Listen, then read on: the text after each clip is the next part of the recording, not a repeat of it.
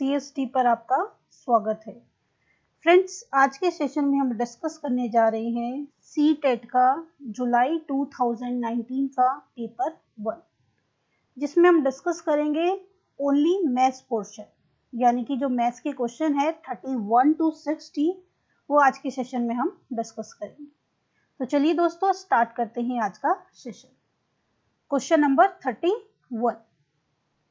A beaker is 3/7 filled with water. Another 16 liter of water is needed to fill the beaker to its brim. What is the capacity of the beaker? ध्यान दीजिए, beaker के 3/7 भाग में पानी है। Beaker को ऊपर तक पानी से भरने के लिए 16 लीटर पानी की आवश्यकता है, यानी कि 16 लीटर पानी में वो पूरी तरह से भर जाएगा।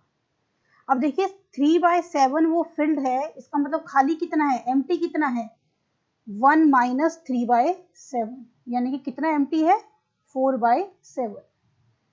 4/7 खाली है, 4/7 की वैल्यू है 16, तो 1 की वैल्यू यानी कि फुल की वैल्यू कितनी होगी, अगर 4/7 की वैल्यू 16 लीटर है तो 1 की वैल्यू क्या होगी, 16 इंटू 7/4, 4 4 जा 16, 7 4 जा 28, यानी कि पूरा उसकी बीकर की कैपेसिटी कितनी है, फुल 28 लीटर, यानी क्या सही हो जाएगा यहाँ पे, ऑप्शन नंबर 4। देन क्लियर है। तो इस तरह से फटाफट आपने इसको करना है। आप चाहें तो लास्ट स्टेप से ही कर सकते हैं, सिर्फ एक ही वैल्यू से आंसर आ जाएगा। Question number 32। Which of the following represent descending order of number?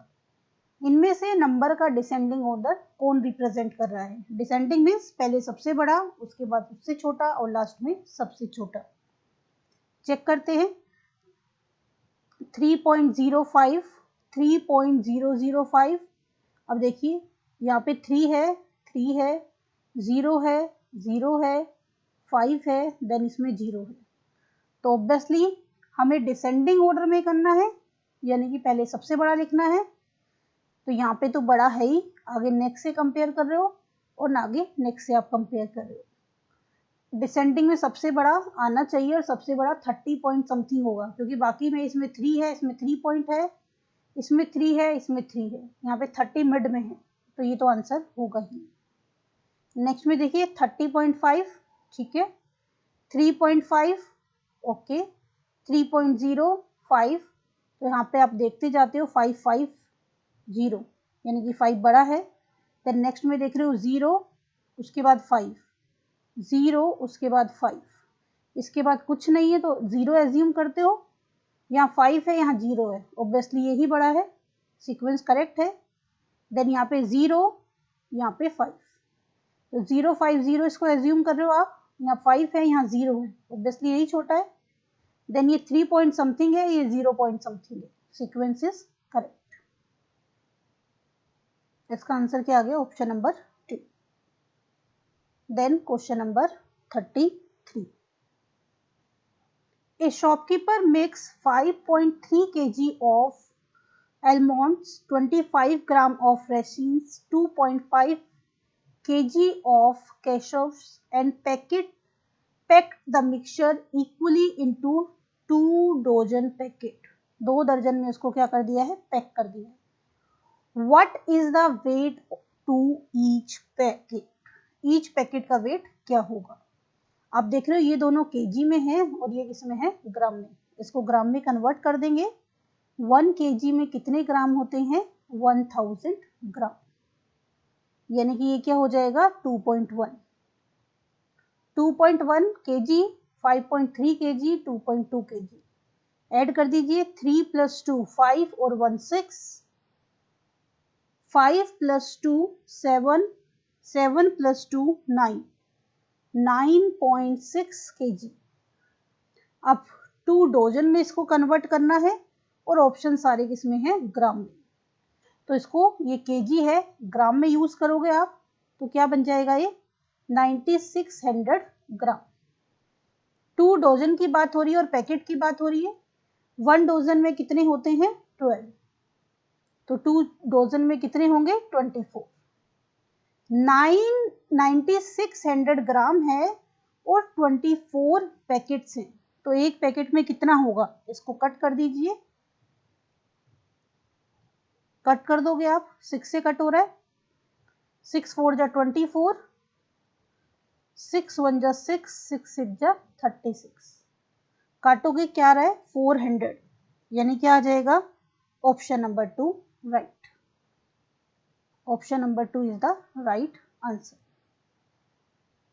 Then next question, question number 34, what number am I am a 2 digit even number. सब एक एक कंडीशन को देखेंगे, 2 डिजिट सारे इवन नंबर है। Even number की क्या पहचान होती है, 1 डिजिट 2 से डिवाइड होना चाहिए, सारे नंबर इवन है। I am common multiple of 3 4 and 6, 3 4 और 6 से ये डिवाइड होना चाहिए। अब आप देख रहे हो जो नंबर 6 से डिवाइड है वो 4 से डिवाइड हो ही जाएगा, तो आपने रूल किसका देखना है, 4 का और 6 का।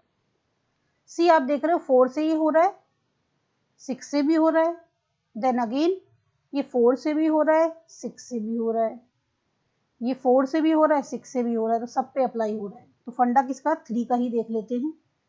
3 के लिए क्या होता है, इनका सम। तो 3 के बेस पे, क्योंकि 3 4 और 6 कह रहा है ये, तो हमें देखना है किसको हम रिजेक्ट कर सकते हैं। आप देख रहे हो 3 के लिए सम होना चाहिए, 8 4 12, 6 5 11 रिजेक्टेड, 4 2 6, 6 3 9, ये तीनों सेटिस्फाई कर रहे हैं 3 को। Then I have total 9 factor. अब यहाँ पे बात अटकती है, ये तो सारी सेटिस्फाई कर रहे हैं, एक हमारा रिजेक्ट हो गया, बाकी को आप चेक कर लोगे। क्या कह रहा है, 9 फैक्टर होनी चाहिए। 9 फैक्टर का मतलब है किसी में रिपीटेशन आनी चाहिए। तो आप देख रहे हो 48 में रिपीटेशन नहीं आती, क्योंकि दो दो के पेयर में हम फैक्टर बनाते हैं। 24 में रिपीटेशन नहीं आती, लेकिन 36 में आएगी, 6 6 जा 36। इसको ट्राई करके आप देख सकते हो।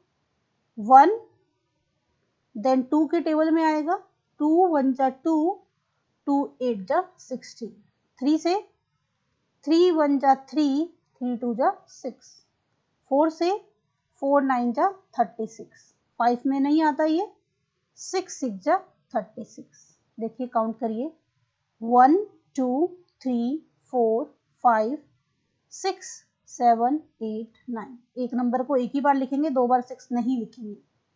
तो ये 6 की बेस पे मैंने पहचाना कि यहाँ पे फैक्टर ओड लिखे हुए हैं। फैक्टर हमेशा पेयर में आते हैं, ओड में तभी आते हैं जब इस तरह की एक सिचुएशन हो, 4 4 जा 16, 3 3 जा 9, 7 7 जा 49, इस तरह की सिचुएशन होगी तो ओड आएगा। तो यहाँ पे इस तरह का एक ही नंबर है, तो सबके फैक्टर निकालने में टाइम वेस्ट नहीं करना है।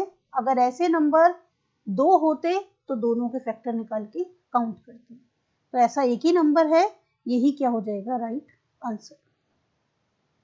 ये आपको देखते ही पता चल जाता है अगर आपने प्रैक्टिस की है तो। See now come at question number 35। Asa plans to save some money from household expenditure to buy a mobile phone. Every week, she saves rupees 50 on Monday, 100 on Wednesday, and rupees 80 on Friday, and spend rupees 60 from this on Sunday.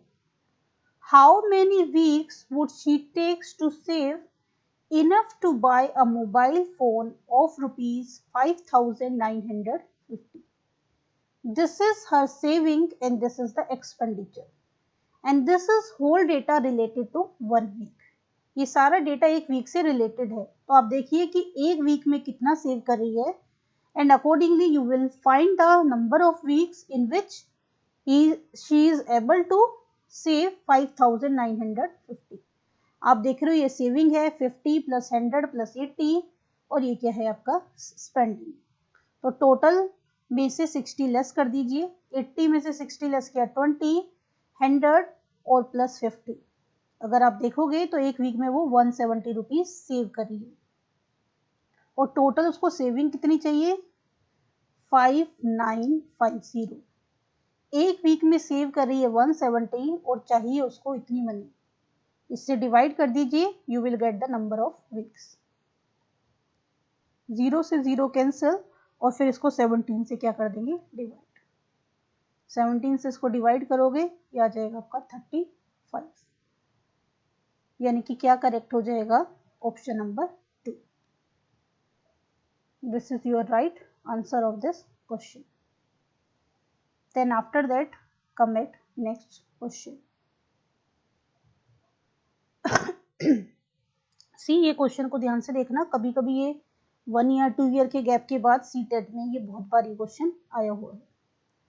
If 11,011 base 2 is equal to blank base 10, the number in the blank space is, blank space में आपको बताना है क्या number आएगा।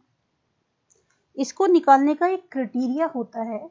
सी, कैसे निकालते हैं, अगर आपको 10 बेस में कन्वर्ट करना है तो क्या करते हैं, यहाँ पर देखते हैं हमारे पास क्या है, 2 है और कितने नंबर हैं उसके हिसाब से 2 को आपने अरेंज करना है। कितने नंबर हैं, 1 2 3 4 5, आपके पास 5 नंबर है। 2 को इस तरह से लिखोगे 5 टाइम्स, 2 की पावर 0, 2 की पावर 1, 2 की पावर 2, 2 की पावर 3, 2 की पावर 4। एक बार फिर से रिपीट कर रही हूँ, बेस 10 में कन्वर्ट करने का ये तरीका होता है, यहाँ पे जो नंबर है उसको 2 की पावर 0 से स्टार्ट करके जितने नंबर है उतने टाइम लिखो। तो कितने नंबर है, कितने डिजिट है नंबर में, 5 डिजिट, 5 टाइम्स लिखेंगे। 0 से स्टार्ट करना है, 2 की पावर 0, 2 की पावर 1, 2 की पावर 2, 2 की पावर 3 एंड 2 की पावर 4। इसके बाद इसके साथ नंबर यहाँ से शुरू करना है, कहाँ से, राइट हैंड साइड से लिखना, 1 डिजिट से। 1 इंटू नंबर को इसके साथ मल्टीप्लाई कर दीजिए, देन फिर 1 है, देन क्या है 0, आफ्टर दैट 1, देन अगेन 1, 2 की पावर 0 1, 1 1 जा 1, 2 की पावर 1 1, 2 की पावर 1 2, 2 1 जा 2, 2 की पावर 2 4 इंटू 0 0, 2 की पावर 3 8 इंटू 1 8, 2 की पावर 4 16, 16 1 जा 16। ऐड कर दीजिए, 8 और 2 1, 8 और 2 10 और 1 11, 11 और 16 27, यानी क्या आ जाएगा इसका आंसर, ऑप्शन नंबर 2।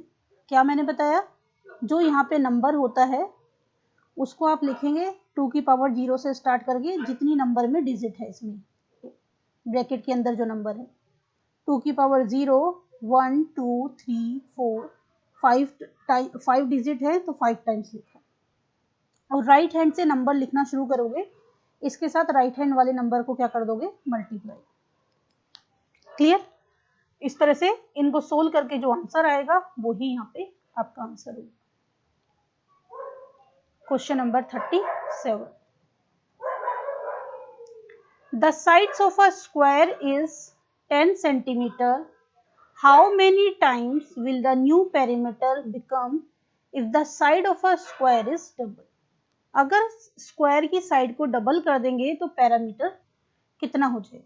सोचो, पेरीमीटर होता क्या है, पेरीमीटर होता है स्क्वायर का 4 इंटू साइड। साइड डबल हो गई तो पैरामीटर भी क्या हो जाएगा, डबल।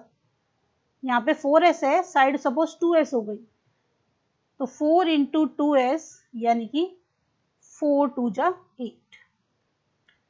यानी क्या समझे आप, कि स्क्वायर की सिचुएशन में अगर आपकी साइड 2 टाइम्स इंक्रीज होगी तो पैरामीटर 2 टाइम्स होगा, 3 टाइम्स होगी तो पैरामीटर 3 टाइम्स होगा, एंड ऑल दैट।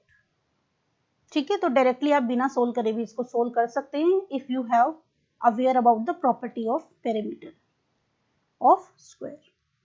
क्या आंसर आ जाएगा, ऑप्शन नंबर 4।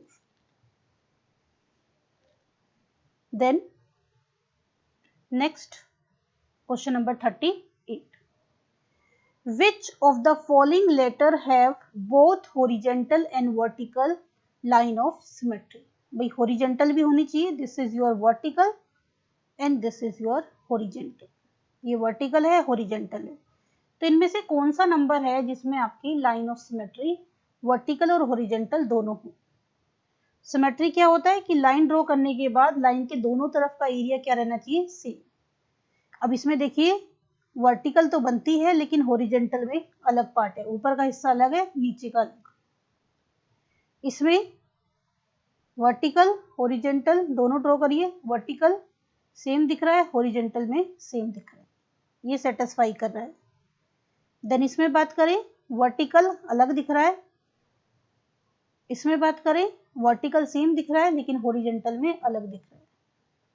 तो इसमें आप वर्टिकल बनाओ या हॉरिजेंटल बनाओ, आंसर क्या है आपका, सेम है, यानी कि इसका आंसर आपका क्या हो जाएगा, ऑप्शन नंबर 2। 38 का आपका आंसर हो जाएगा option number 2। Now question number 39,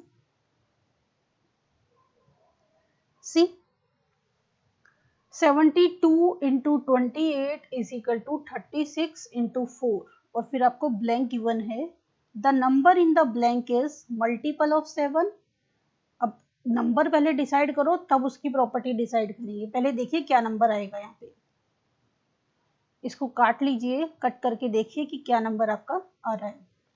तो इसको करते हैं 36 से, 36 2 जा 72,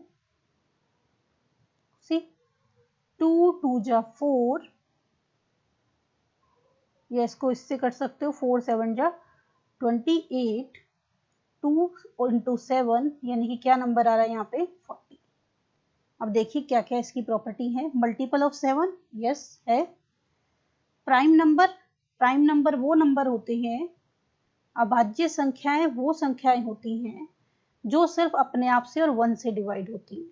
तो क्या 14 अभाज्य संख्या है, प्राइम नंबर है, नहीं है, क्योंकि ये 2 से भी मल्टीप्लाई डिवाइड होगा और 7 से भी डिवाइड होगा। लेस देन 10 इसको भी सेटिस्फाई नहीं कर रहा। An even number yes. Factor of 56, क्या 14 से 56 डिवाइड हो जाएगा, हो जाएगा ऑब्वियसली। तो इसका आंसर क्या आ गया, A D and E, A D and E means कौन सा ऑप्शन करेक्ट हो गया, option number 4। Clear. Now come at question number 40। तो अब अगर आप क्वेश्चन को अंडरस्टैंड करके लिखते हो तो बहुत ज्यादा टफ क्वेश्चन नहीं आते हैं। सी what is the correct sequence a teacher of class 3rd need to follow to explain the concept of quarter to student। आपको क्लास 3 के स्टूडेंट्स को क्वार्टर का कंसेप्ट समझाना है, तो इनमें से आप कौन सा सीक्वेंस यूज करोगे। Right symbol of quarter on the black board, directly symbol right कर दोगे। Provide concrete material and divide into quarters, कुछ मटेरियल लोगे और उसमें उसको बच्चों को क्वार्टर में डिवाइड करके दिखाओगे। शो पिक्चर्स रिप्रेजेंटिंग क्वार्टर, या फिर बच्चों को क्वार्टर को रिप्रेजेंट करने वाली पिक्चर आप शो करोगे। तो क्या करोगे, पहले आप छोटे बच्चे को फिजिकल चीजें जो दिखती हैं कॉन्क्रीट होती हैं वो आसानी से समझ आती हैं। तो सबसे पहले क्या करना चाहिए, सबसे पहले उसको कॉन्क्रीट मटेरियल से 1/4 पार्ट में डिवाइड करके दिखाओ, फिर उसको फिगर से समझाओ और आफ्टर दैट उसको 1/4 का सिंबल बताओ। यानी सीक्वेंस क्या होना चाहिए, BCA। देखिए BCA कहाँ है, ऑप्शन नंबर 3 में। तो 40 का क्या आंसर हो जाएगा, option number 3। Clear. Now come at question number 41। See,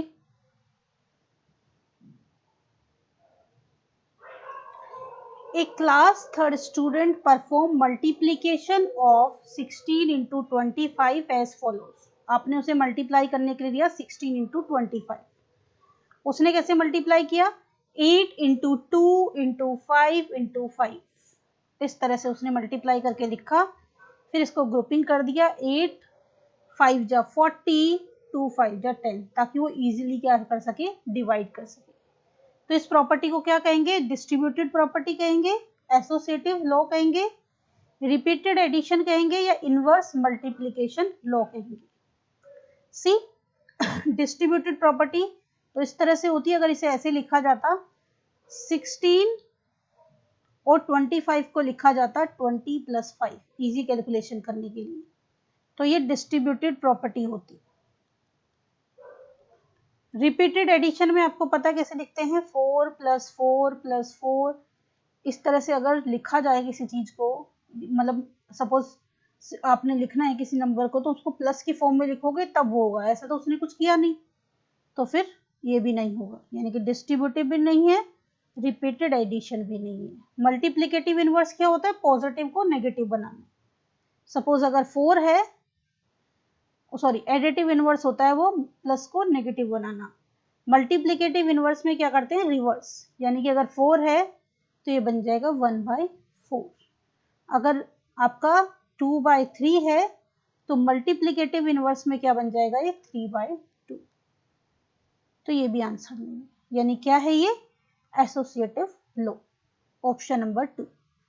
associative law में ही हम आगे पीछे करके चीजों को अरेंज करते हैं। देखिए पहले उसने फैक्टर किए और फिर इनको ग्रुपिंग कर दिया, तो इसको क्या कहेंगे, associative law. Option number 2 is the right answer.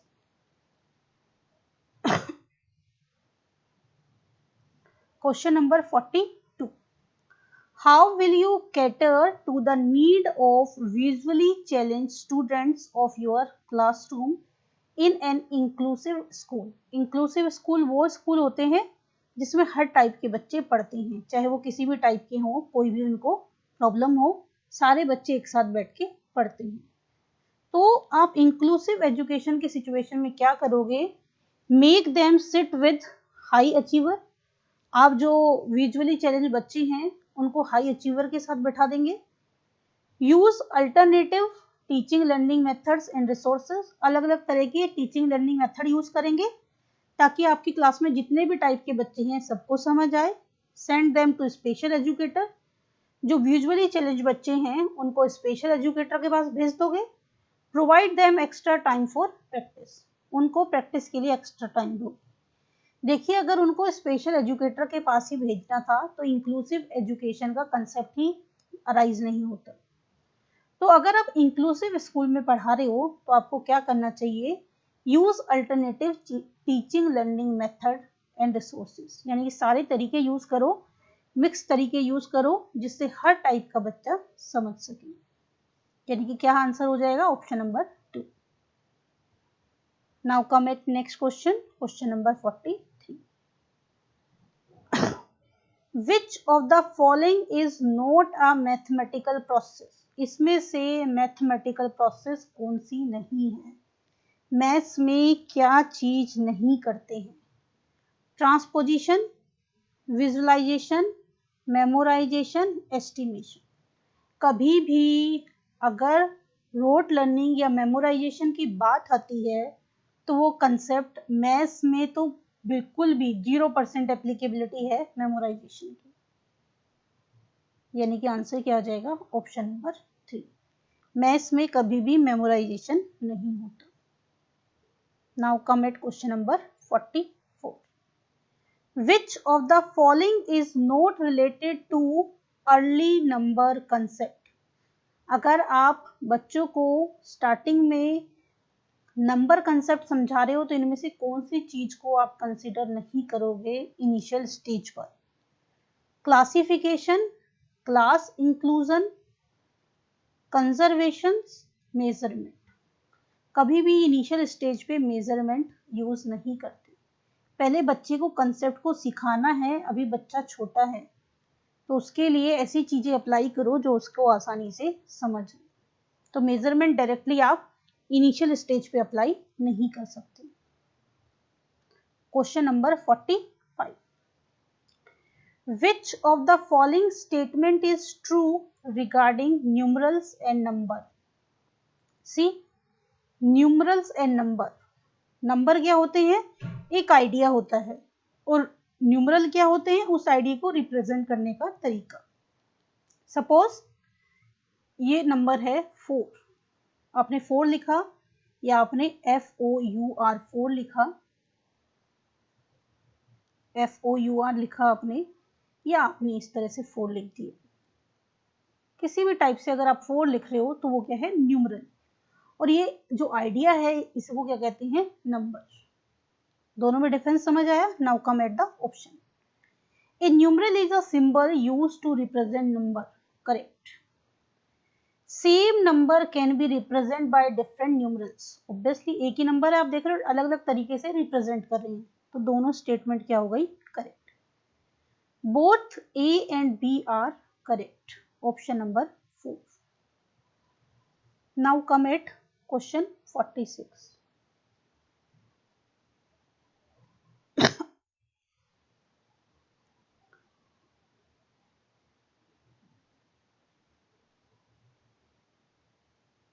See, read the following word problem on addition.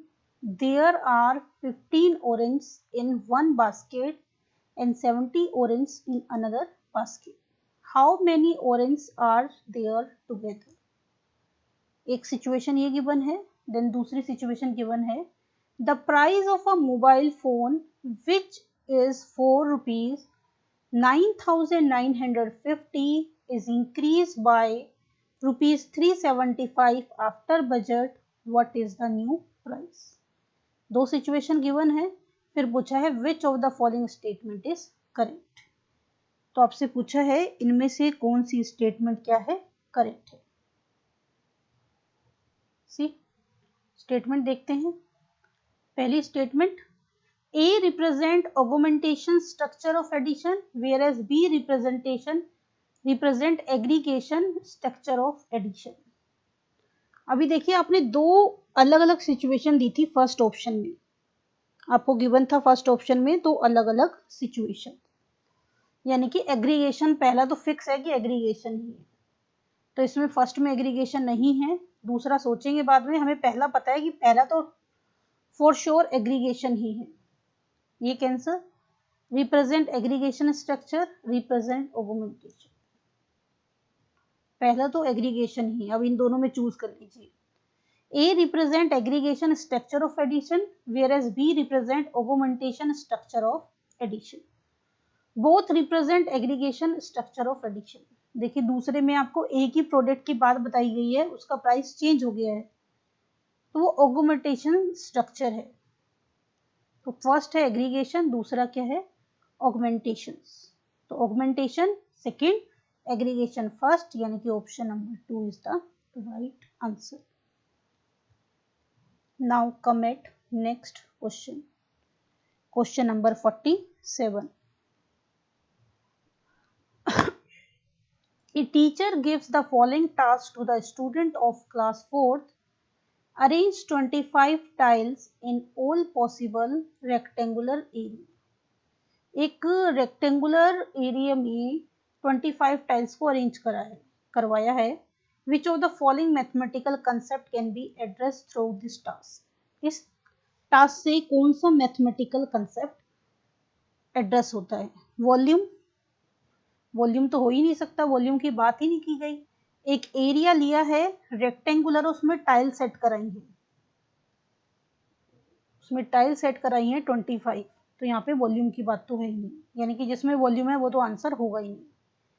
First में वॉल्यूम है, कैंसिल, ये तो उसने बहुत इजी बना दिया, ये भी कैंसिल, ये भी कैंसिल, यानी आंसर क्या हो गया, सेकेंड। इसमें एरिया की बात हो रही है, ऑब्वियसली एरिया है, फैक्टर की बात हो रही है, और इसमें पेरीमीटर की बात हो रही है, यानी कि कौन सा आंसर हो जाएगा, ऑप्शन नंबर 2। कुछ चीजें तो आपको सारी चीजें पता भी ना हो, एक छोटी सी चीज के बेस पे आप पूरा उसमें से चॉइस निकाल के ला सकते हैं। Identify the correct statement about the ability to conserve different physical quantities in measurement as proposed by Piaget। पियाजे के प्रस्ताव के अनुसार माप में विभिन्न भौतिक राशियों के संरक्षण की योग्यता के विषय में यह है कथन की पहचानी, यानी कि पियाजे के अनुसार कंजर्व करने के लिए कौन सा तरीका बेटर है। ध्यान से आपने देखना है, then you have to reply.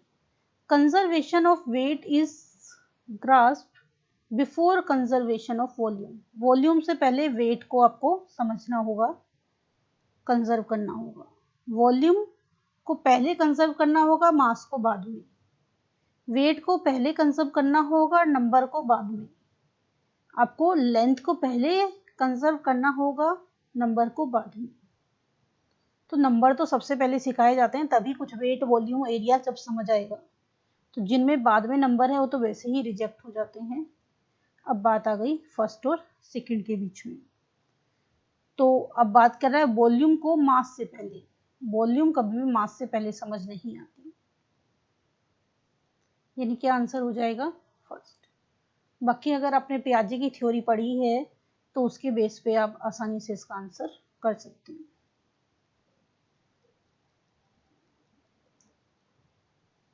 See question number 49. Van Hale level refers to stage in the development. वान हेले के स्तर जिस विकास की अवस्थाओं को संकेत करते हैं वो है। वान हेले किस स्टेज के ऊपर फोकस करते हैं? See number concept, place value, geometrical thinking या फ्रैक्शन। तो ये तो भी याद करने वाली चीज है। वान हेले ने जो फोकस किया है, जो रेफर किए हैं, वो है ज्योमेट्रिकल थिंकिंग, यानी कि करेक्ट क्या हो जाएगा option number 3। Now come at question number 50. Which one of the following sets are problem solving strategy in mathematics? इनमें से कौन सी मैथमेटिक्स की प्रॉब्लम सॉल्विंग स्ट्रेटेजी है? Try and error, drawing, memorisation. Memorisation जहां हो, रोट लर्निंग जहां हो, उसको कोई प्रमोट नहीं करता, कैंसिल। रोट लर्निंग यहाँ पे आ गया, cancel. Reasoning using variable look for a pattern, ये कुछ हो सकती है। मेमोराइजेशन अगेन, तो यहाँ पे तो आपको कुछ भी नहीं पता तो भी आप आसानी से चूज कर सकते हो। Third is the right answer. कभी भी जहाँ पे लर्निंग की बात होगी, रोट लर्निंग की बात होगी, मेमोराइजेशन की बात होगी, प्राइमरी लेवल पे हम लोग बच्चे में थिंकिंग क्रिएट करते हैं, कभी भी उसको क्रैम कराने की कोशिश नहीं करते हैं।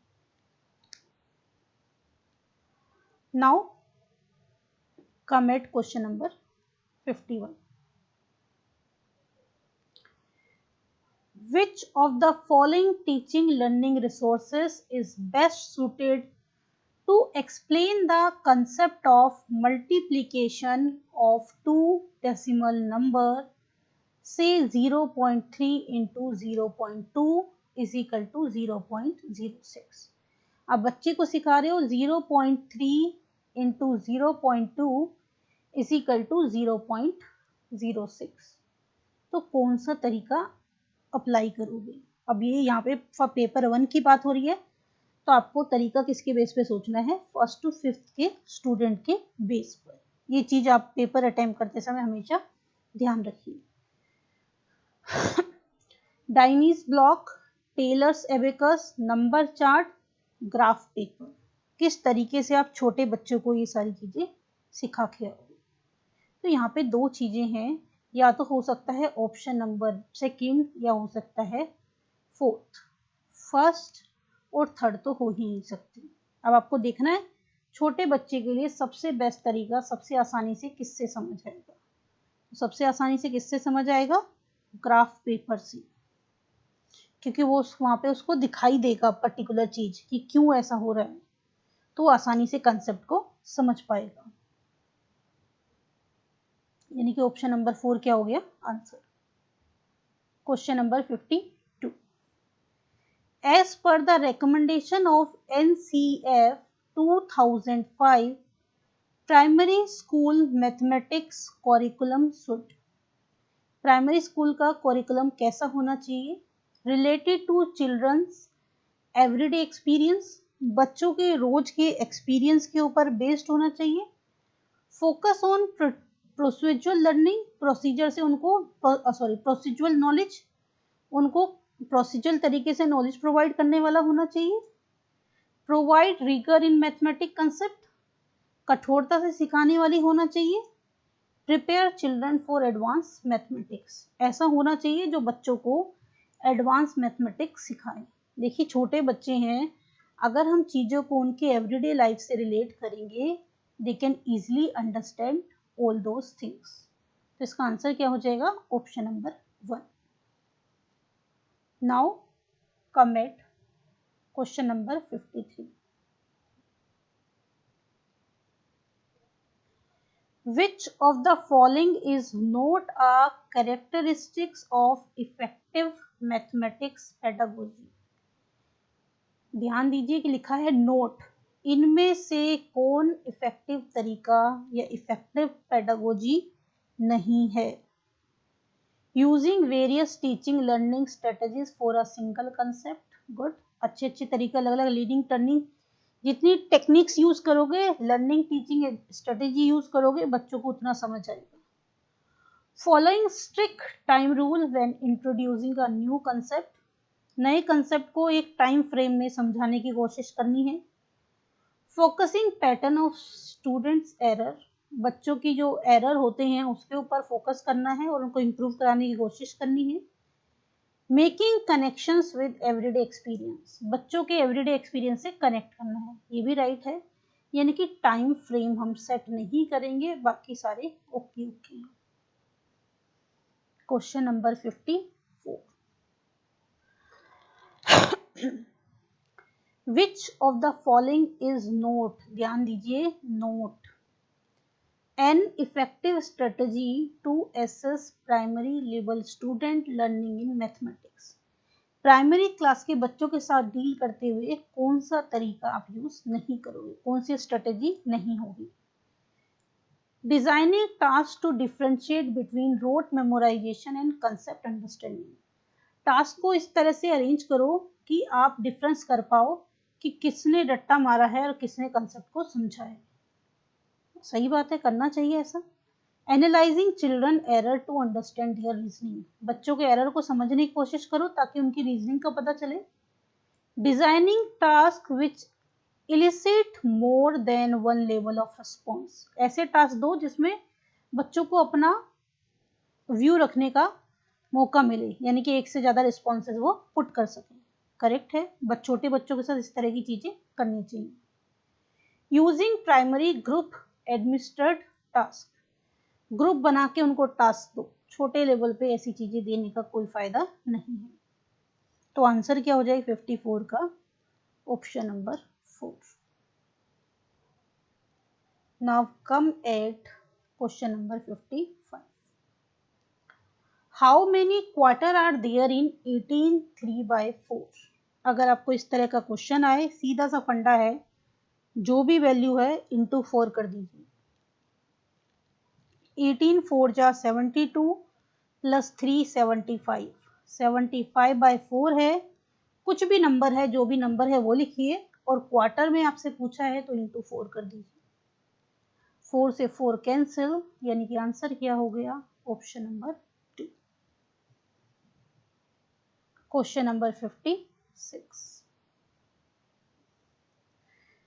In a school, half of students play badminton, 1/4 play volleyball, 1/8 play tennis, 1/16 play chess, and remaining go to swimming. If the number of students playing volleyball is 160, how many students play chess? Volleyball 160 play कर रहे हैं, तो यहाँ पे data में देखिए volleyball कितने कर रहे हैं, हाफ बैडमिंटन 1/4 वॉलीबॉल, 1/4 क्या कर रहे हैं? वॉलीबॉल। 1/4 की वैल्यू आपको दे रखी है 160, 1/4 वॉलीबॉल खेल रहे हैं, उसकी वैल्यू है 160, यानी कि पूरा टोटल कितना होगा? 160 अपॉन, ये इधर डिवाइड कर रहा है, उधर जाके क्या हो जाएगा? 4/1, ये हो गया टोटल। 1 की वैल्यू का मतलब क्या है? टोटल। टोटल आपके पास आ गया, अब जो पूछा है वो निकाल दो। क्या पूछा है? चेस। चेस कितने लोग खेल रहे हैं? 1/60 इंटू 1/60। आई एम रिपीटिंग, 1/4 की वैल्यू आपको 1/4 है वॉलीबॉल, वॉलीबॉल की वैल्यू है 160, यानी कि 1/4 की वैल्यू है 160। तो 1 की वैल्यू क्या होगी? 160 इंटू 4/1। टोटल आ गया। अब आपसे पूछा है चेस की वैल्यू। चेस कितना है टोटल का? 1/60। 1/60 16 से कट किया, ये हो गया 10, 10 4 जा 40, यानी क्या हो गया आंसर आपका? Option number 1। इस तरह से आप समझ के फटाफट इसको कर सकती हैं।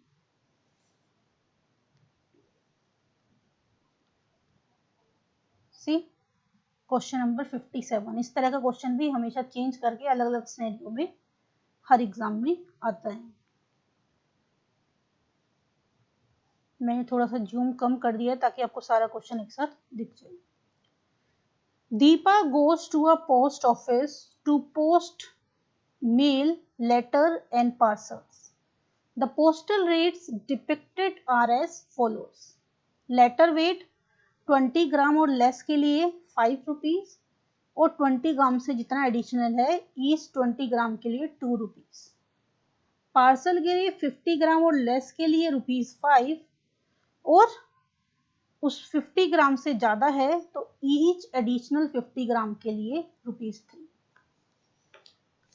Deepa want to send 2 parcels weight 250 gram and 300 gram respectively and 2 letters each of to 20 gram and 35 gram respectively. How much postal charge does she have to pay? अब देखिए, सबसे पहले पार्सल की बात हो रही है 250 ग्राम, 50 ग्राम के लिए 5, उसके बाद कितना एडिशनल है 200 ग्राम, ईच 50 एडिशनल के लिए 3, तो 50-50 का ग्रुप बनाओगे तो 200 के लिए कितना ग्रुप बनेगा? 4 ग्रुप बनेगा 50-50 का और ईच 50 ग्राम के लिए 3, यानी कि एक पार्सल के लिए इतना पे किया। दूसरा है 300 ग्राम, 50 ग्राम के लिए 5, 300 में से 50 लेस किया 250, 250 में 50-50 के कितने पेयर बनेंगे? 5। सॉरी 50-50 के कितने 50 ग्राम कितना एक्स्ट्रा होगा? 5, क्योंकि 250 है, क्योंकि ईच एक्स्ट्रा के लिए आप क्या पे कर रहे हो? 3। कितना हो गया पार्सल का? 4 3 जा 12, 12 प्लस 5 17, 5 3 जा 15, 15 प्लस 5 20। ये तो हो गया पार्सल मनी। अब आइए लेटर पे।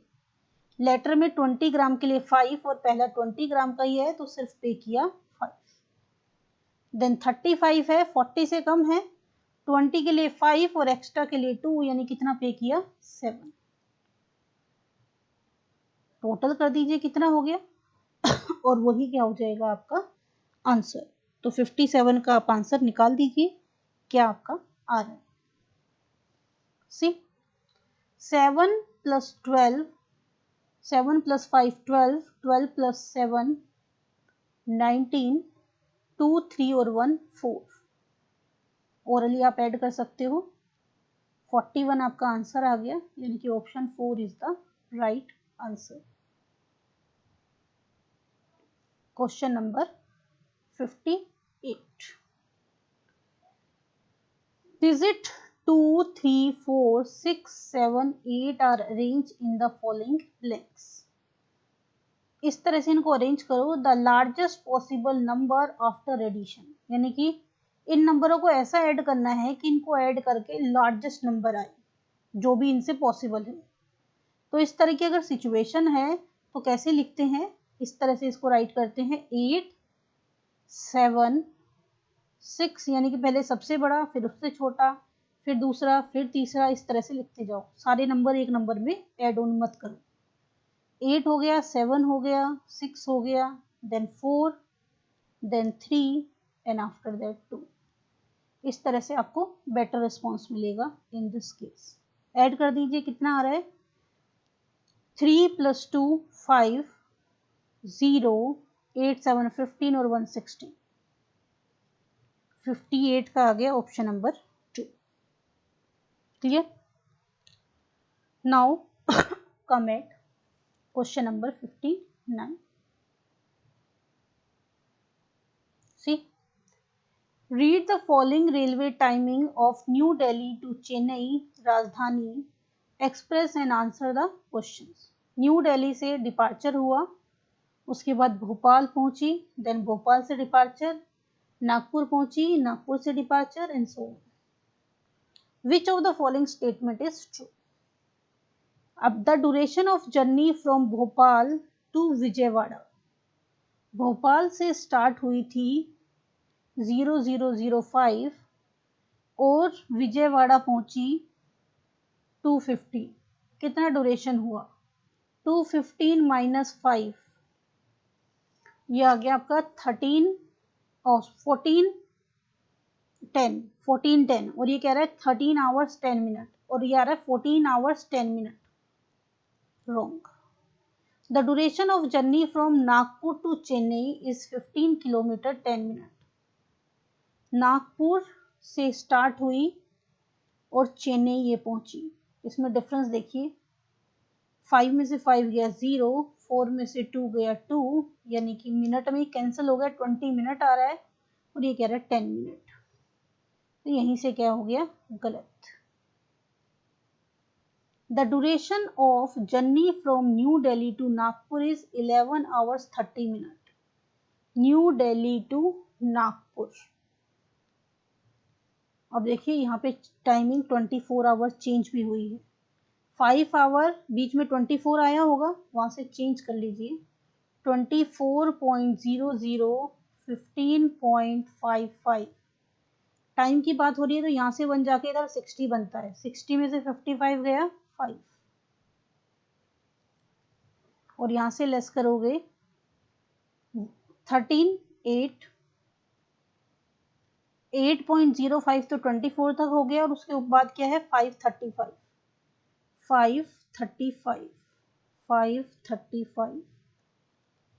ये हो गया 8, 5, 13, 1340 हो रहा है। इसका मतलब क्या हुआ? ये भी आंसर नहीं हो सकता। एक मिनट किसी को चेक कर लेते हैं, कुछ गड़बड़ हमने किया है लगता है यहाँ पे, यही लग रहा है क्योंकि सारे बाकी ऑप्शन तो सेटिस्फाई नहीं कर रहे हैं। Journey from Nagpur to Chennai, Nagpur से डिपार्चर हुआ 35 पर और चेन्नई पहुंची यहाँ पर, यही आंसर आ रहा है 1510।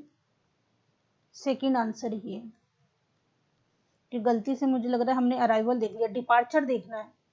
यहाँ से डिपार्चर हुआ और यहाँ का अराइवल देखना है अपने।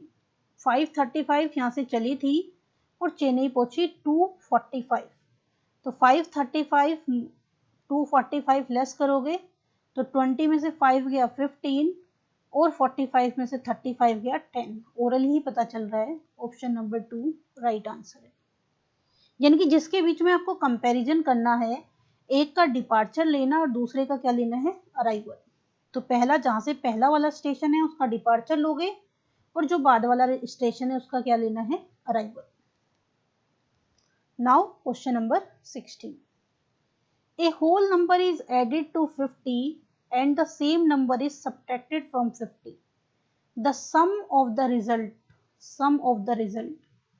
See, suppose x को 50 में ऐड किया, a whole number is added to 50 plus x और 50 में से सेम होल नंबर को माइनस कर दिया। आपको पूछा है रिजल्ट का समीशन क्या होगा, सम क्या होगा। x से x कैंसिल, 50 प्लस 50 क्या हो गया? 100। Option number 4 is the right answer. तो दोस्तों ये थे हमारे मैथ्स के सीटेट के जुलाई 2019 के पेपर 1 के 30 क्वेश्चन। आई होप आपको सारे क्वेश्चन समझ आए हों। I try my best to explain the concept. दोस्तों सेशन को लाइक कीजिए, अपने दोस्तों के साथ शेयर कीजिए।